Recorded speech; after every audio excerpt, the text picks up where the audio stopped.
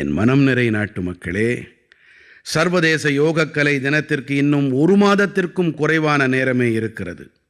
நீங்கள் இதுவரை யோகக்கலையை இன்னும் பயிலத் தொடங்கவில்லை என்றால் இப்போது அதோடு உங்களை இணைத்துக் கொள்ளுங்கள் என்று உங்களுக்கு இந்த சந்தர்ப்பம் நினைவூட்டுகிறது. யோகக்கலை நீங்கள் வாழ்க்கையை வாழும் முறையையே மாற்றியமைத்துவிடும்.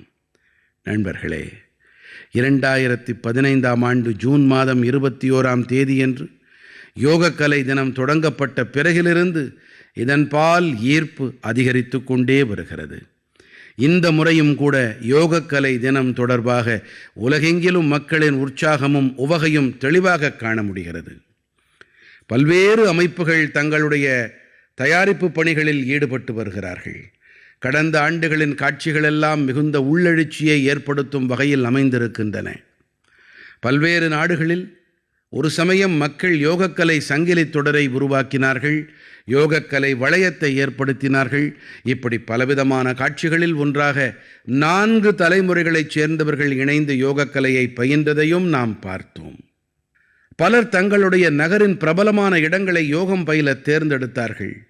நீங்களும் கூட இந்த முறை சில சுவாரஸ்யமான வழிமுறைகள் வாயிலாக யோகக்கலை தினத்தை கொண்டாடுவது பற்றி சிந்திக்கலாமே.